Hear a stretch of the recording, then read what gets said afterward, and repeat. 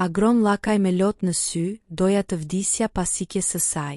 Aktori i dashur për publikun shqiptar, Agron Llakaj, ka ndarë me shumë dhimbje historinë më të vështirë të jetës së tij. Ndarje nga jeta të bashkëshortes, Kostandina, e cila u shua vitin e kaluar pas një betejë të gjatë me sëmundjen. Me zemrën plot mall e dhimbje, Llakaj tregoi se nuk arriti ta pranonte fundin, duke mbajtur për brenda peshën e madhe të humbjes. Nuk mora amanet nga Kostandina, nuk pranova. Kam mbajtur më shumë se ç'duhet.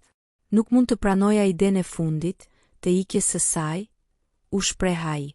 Ai kujtoi momentet e fundit të udhëtimit në Turqi, kur kuptoi se shpresat për shërim kishin marrë fund. Doktori më mori mënjan dhe më tha se mbaroj. I thash, po ti the 5-6 vjet. Çdo gjë do ta jepnim për jetën e Kostandinës, rrëfeu aktori me zërin që i dridhej. Për 2 javë, Llakaj e mbajti të vërtetën për vete, duke u përpjekur të mbrojë fëmijët dhe bashkëshorten nga dhimbja. Për 2 javë nuk e di si rrotullohesha. Ua thash fëmijëve dhe vazhduam të silleshim sikur s'kish ndodhur gjë. Unë dilja në emision, qeshja në ekran, që ajo të thoshte. Ai qesh, unë jam mirë. Në fund, ai përmendi momentin e lamtumirës, si një kujtim të paharruar e të dhimbshëm një herazi. E përcollëm si nuse të bukur. Doja të vdisja, por më mbajtën fëmijët.